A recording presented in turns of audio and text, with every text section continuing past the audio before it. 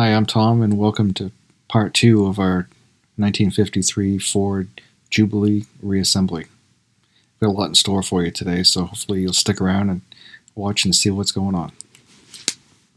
In today's video, we're going to install a new manifold and exhaust, carburetor, running board toolbox, steering wheel, and a lift link.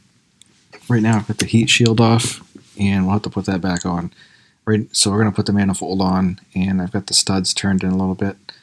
I'm also going to put a little bit of Never Sees on the threads, and it'll probably burn off on the ends, but it should stay intact under the nuts, and that way if I ever have to take this off again, it should come right out, because the last thing you want to do is break those studs off inside the engine block.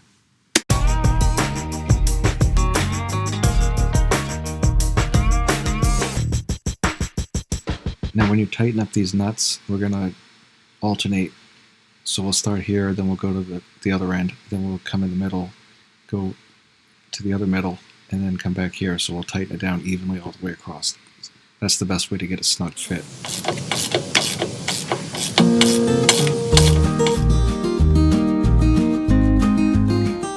Alright, the next thing we're going to do after this is we're going to take the old carburetor and remove the elbow, the inlet elbow, and put it on this new carburetor that I got, and we'll plug it in. I'm not sure if it's adjusted correctly or not, but we'll find out. The good one is supposed to be made just like the original one.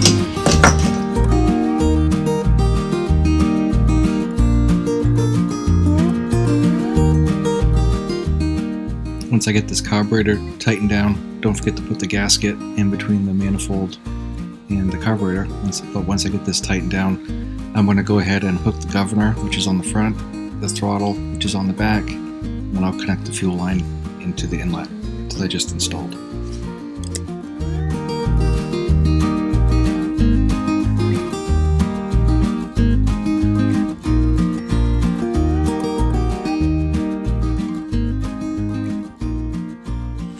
I also have a new running board for this side. This one, the top is fine, but probably is the case with a lot of them is the whole toolbox is gone.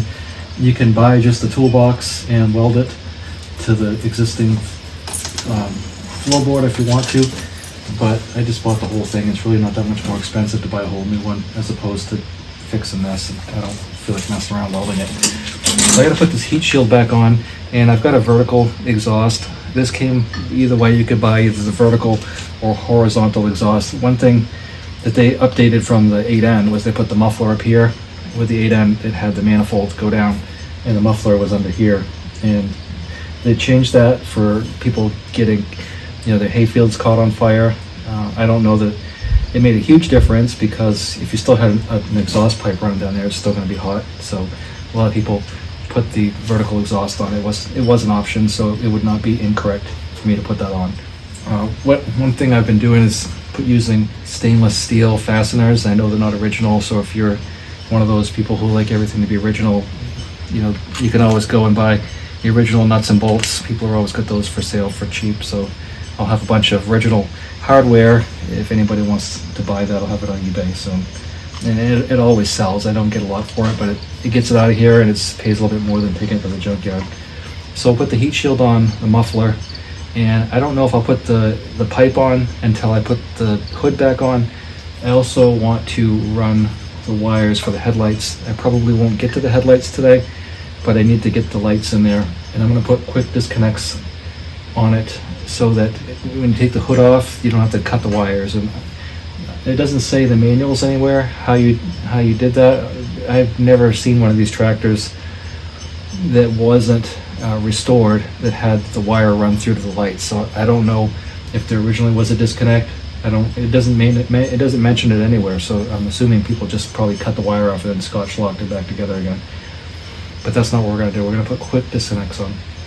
So anyway, the first thing we got is the heat shield. I got this all cleaned up, and we're gonna put that back on up here like this. So you can see this is vermilion red, and it's a little bit orangey. That right there is the sunrise red from Rust-Oleum, and you really have to have a trained eye to see the difference. Like, maybe you can see it, but I don't see it, and it's so subtle. I don't think I don't think it matters too much. And I do have some of the vermilion red that I've touched up some of it with. And in fact, places where I've got vermilion red and sunrise red side by side, I can't tell the difference at all. So this goes up under here. It's notched out for your tank support there. And it goes up under just like this. If you don't have one of these magnetic trays, they're really useful to have. Hopefully it's not sacrilegious. I'm using the John Deere one. I think I've got a Case IH one around here somewhere too, but they're just basically a steel tray with big magnets on the bottom, and they just stick to anything that's metal, and then it makes it really easy to keep your parts and pieces from getting strewn all over the place. It seems like most of the time when you get these old tractors, when you're putting them back together or taking them apart, there's a lot of pieces that we're missing. This right here has a little, you can see there's a little bit of a extruded edge here, and that's going to go into the gasket, and then the whole thing will sit on here like this, so it sits down nice and snug. This is cast, so you want to snug it, but you don't want to crank it, otherwise you'll crack it, and then you're out all these parts. So I'm going to remove this and clean it up, put a coat of primer on it, and I'll be back. So I got these brackets all cleaned up and I got them painted. So we'll see if this toolbox and running board is a perfect fit or not. This came from Steiner also. Now, I've had pretty good luck with the stuff from Steiner as far as it being a good fit. So we'll see. You can see those two front ones line up. It looks like there's a little bit of play here in these slots, so we'll put those in loose and then we'll see if we can gain the amount we need from back there.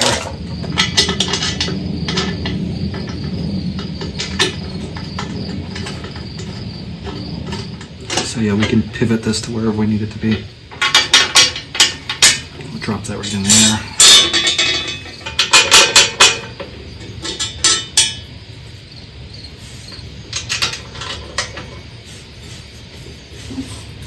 There are a few tools that you absolutely have to get if you're working on old machinery, and one of those is an impact driver. And you can get a battery operated one, but I had this corded one, this Porter cable for a long time, and it suited me really well. This one's got a 7/8 bolt on it. So we're going to get in there, and then we're going to hit the reverse on this.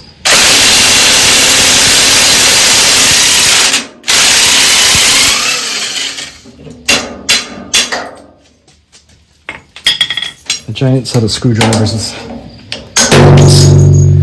I got these back when Craftsman used to make their own stuff here in the United States. So I've had it for a long time. I don't even think you can get this quality anymore.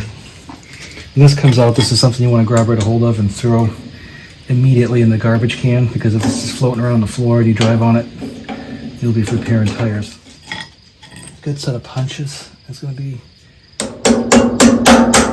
on your list of things you need to get.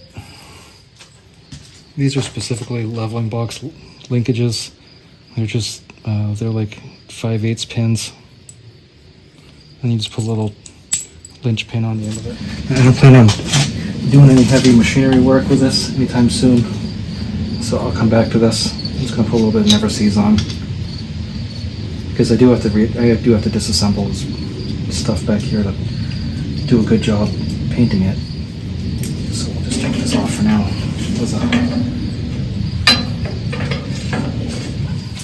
Generally what happens when I take these steering wheels off is I can get the nut off okay, but the steering wheel kind of rust welds itself to the steering shaft, and I end up putting heat on it and pounding on it, and sometimes I have to take a Sawzall and cut this off and then break it off. The amount of times I've actually taken a steering wheel off without destroying it, pretty small. So we'll see how it goes today, but I don't have high hopes.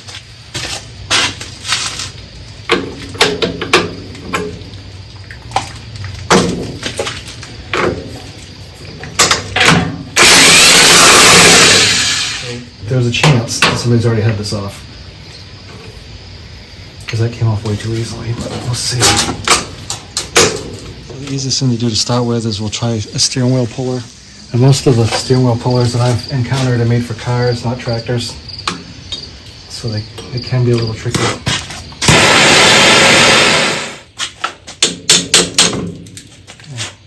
don't know if you can see in there. I don't think you can see them, like little saw teeth in there. That's what holds it on. Touch up the paint on this dashboard later.